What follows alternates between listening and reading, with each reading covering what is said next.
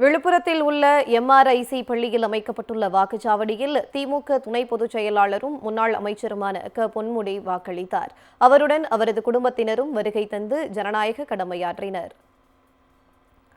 தேனி மாவட்டம் பெரியகுளத்தில் உள்ள வாக்குச்சாவடியில் முன்னாள் முதலமைச்சர் பன்னீர்செல்வம் வாக்களித்தார். பின்னர் செய்தியாளர்களை சந்தித்தார். அப்போது பேசிய அவர், முதலமைச்சர் ஸ்டாலின் தலைமையிலான திராவிட மாடல் அரசின் சாதனைகளை மனதில் நிறுத்தி மக்கள் ஆர்வத்துடன் வாக்களித்து வருகின்றனர் என தெரிவித்தார்.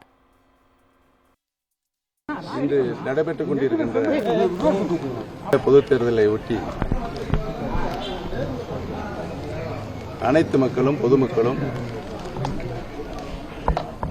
மதசார்பற்ற முற்போக்கு கூட்டணியின் மகத்தான வெற்றியை உறுதியாக பெறும் என்ற நிலை இன்றைக்கு உருவாகியிருக்கிறது. புதுக்கோட்டை சட்டமன்ற தொகுதிக்குட்பட்ட இராணியார் அரசு உயர்நிலைப் பள்ளியில் திருமயம் தொகுதி வேட்பாளரும் அமைச்சருமான ரகுபதி தனது வாக்கினை பதிவு செய்தார்.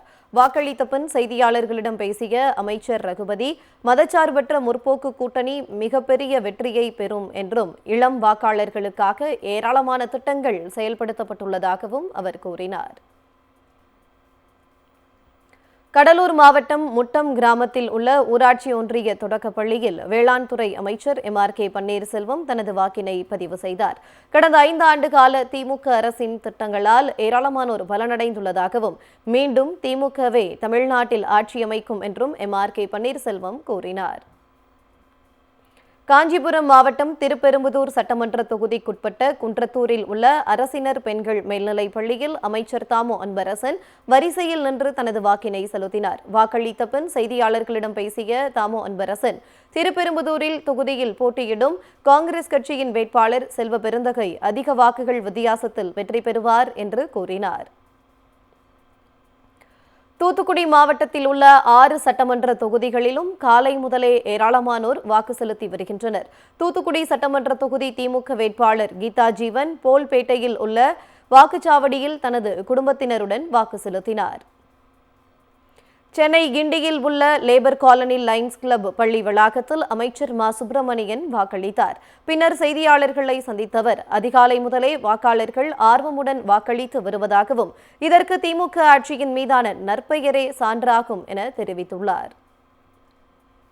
காலையிலேயே ஜனநாயக கடமை ஆட்டப்பட்டிருக்கிறது. குறிப்பாக இன்று காலை 7 மணிக்கு வாக்குப்பதிவு தொடங்கியது. அதிகாலையிலிருந்தே வாக்காளர்கள் மிகுந்த ஆர்வத்தோடு வந்து வாக்களிக்க தொடங்கியிருக்கிறார்கள்.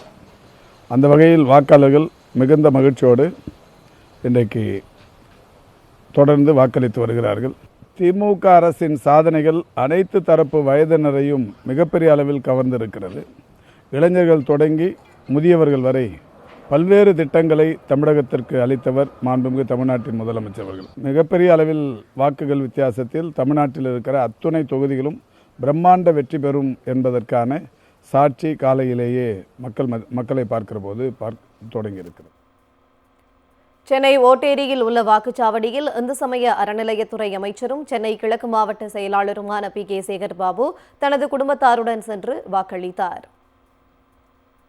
திண்டுக்கல் மாவட்டம் ஒட்டன்சத்திரம் சட்டமன்ற தொகுதியில் உணவுத்துறை அமைச்சரும் வேட்பாளருமான சக்கரபாணி தனது குடும்பத்தினருடன் வரிசையில் நின்று தனது வாக்கினை பதிவு செய்தார். சொந்த ஊரான கள்ளிமந்தயத்தில் உள்ள CSI நடுநிலைப் பள்ளியில் அமைச்சர் சக்கரபாணி வாக்கினை செலுத்தி தனது ஜனநாயக கடமையை ஆற்றினார். கும்பகோணம் அருகே சோழபுரம் அரசினர் மேல்நிலைப் பள்ளியில் வரிசையில் நின்று தனது குடும்பத்தினருடன் திருவிடைமருதூர் தொகுதி வேட்பாளரும் அமைச்சருமான கோவி செழியன் வாக்களித்தார். கடந்த கால தேர்தல்களை விட இந்த தேர்தல் முற்றிலும் மாறுபட்டது. இது வெறும் அரசியல் கட்சிகளுக்கிடையிலான போட்டி அல்ல, தமிழகத்திற்கும் டெல்லிக்கும் இடையே நடக்கும் தேர்தல் என்று அமைச்சர் கோவி செழியன் கூறினார். புதுக்கோட்டை மாவட்டம் அறந்தாங்கி அருகே மரமடக்கி வாக்குச்சாவடி மையத்தில் அமைச்சர் மெய்யநாதன் குடும்பத்துடன் தனது வாக்கை பதிவு செய்தார். முன்னதாக வாக்குச்சாவடி மையத்தில் வாக்குப்பதிவு எந்திரம் பழுதானது. இதனால் 20 நிமிட சரிபார்ப்பிற்கு பிறகு மீண்டும் வாக்குப்பதிவு தொடங்கியது.